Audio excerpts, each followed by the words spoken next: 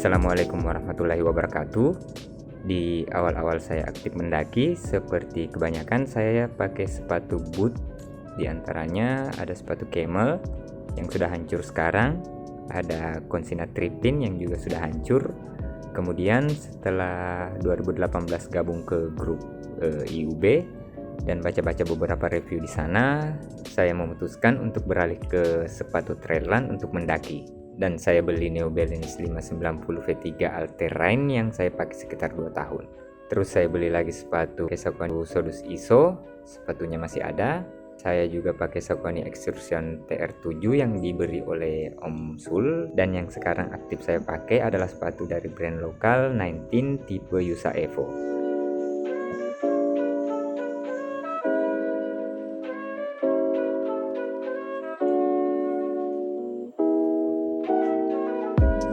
Yusa Evo ini merupakan penerus dari sepatu trail run 19 yang pertama, yaitu 19 Yusa. Saya juga sempat coba, tapi belum pernah saya pakai nge-trail. Spesifikasi sepatu ini yang nomor 40, beratnya itu sekitar 320 gram. Sedikit lebih berat dibanding sepatu trail saya sebelumnya.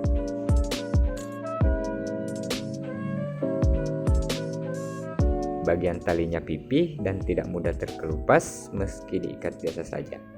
Lubang ikatannya pun standar-standar saja. Material uppernya polyester tanpa jahitan, adapun jahitannya ini hanya jahitan untuk tambahan aksen dan jahitan material toe protect dan heel protect. Pada bagian sol sepatu ini lumayan tebal, paling tebal dari sepatu-sepatu saya sebelumnya, terbuat dari bahan rubber yang desain gripnya persis dengan sepatu Skechers Go Trail Ultra seri 2-5. Pada insolnya juga unik, terbuat dari bahan EPA dengan cetakan seperti sarang lebah dan diberi nama Hexacush untuk menambah keempukan atau cushion sepatu ini.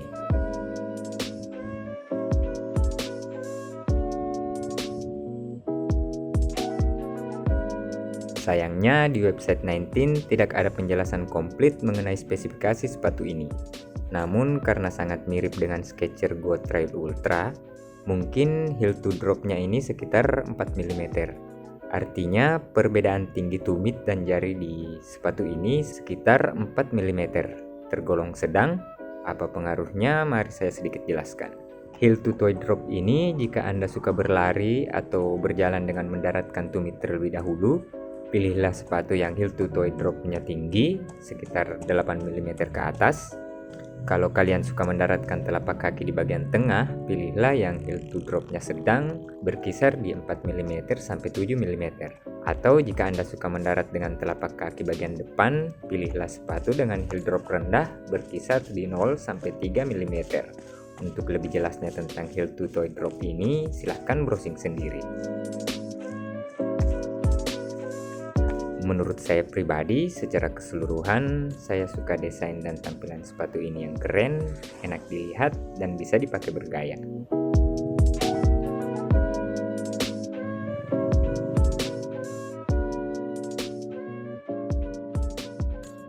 Selanjutnya mengenai fitting sepatu ini atau kecocokannya dengan bentuk kaki saya. Panjang kaki saya 24,5 cm.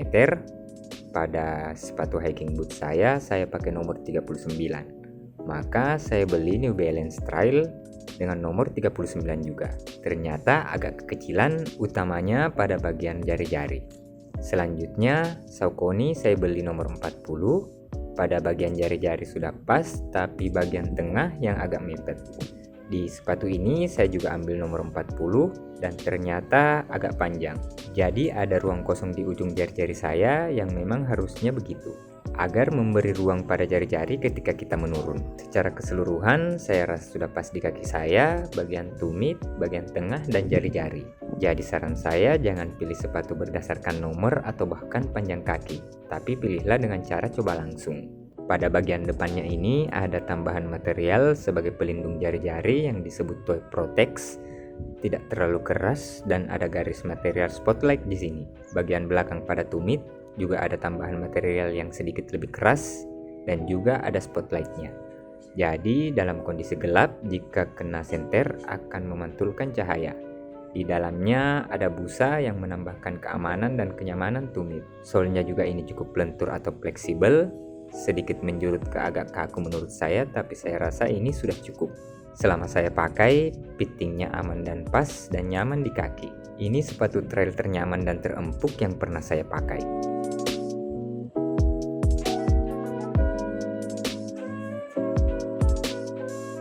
Nah, sekarang masalah gripnya. Sebelumnya saya pakai sepatu Saucony Sodus ISO yang solnya tidak terlalu tebal tapi gripnya sangat mencengkram. Jadi saya sangat percaya diri di dalam melangkah di medan yang becek, licin, miring, dan trek-trek yang rumit. Di sepatu ini pada kondisi tanah kering, medan datar, batu-batuan kering, sepatu ini gripnya cukup bagus dan bisa dipercaya. Tetapi pada kondisi batu polos yang basah, tanah keras yang basah, akar atau lantai yang basah, outsole sepatu ini sangat licin. Ini sepatu terlicin di medan basah yang pernah saya pakai. Kita harus ekstra hati-hati. Beberapa teman yang pakai sepatu ini juga mengatakan demikian. Pada medan miring atau kerikil, kita juga mesti pelan-pelan karena sol sepatu ini cukup tebal. Jadi engkel mata kaki mudah terdistract di sepatu ini. Tebal dan empuknya sol sepatu ini juga mengurangi feel telapak kaki ke kontur trek. Jadi mengurangi kepercayaan diri saya dalam melangkah di kondisi trek yang tricky. Namun karena gripnya yang tidak terlalu agresif ini dan solnya yang cukup tebal, sepatu ini menurut saya juga sangat nyaman dipakai di medan aspal atau beton. Terakhir mungkin masalah daya tahan dan durabilitas sepatu ini. Sekali lagi, sepatu ini baru saya pakai 3 bulan, tapi hampir tiap weekend saya pakai keluar, bahkan saya pakai ke kantor sekali-kali. Saya rasa sudah melewati berbagai medan, mulai dari aspal, beton, tanah lumpur, bebatuan, menyeberang sungai, dan kondisinya saat ini hampir tidak ada perubahan. Bagian uppernya belum ada yang terkelupas, busa-busanya belum ada yang sobek, lem-lem belum ada yang terkelupas, dan gripnya belum ada yang aus. Adapun lecek-lecek ini ya namanya juga bekas pakai. Mungkin kalau sudah setahun saya pakai baru saya update lagi.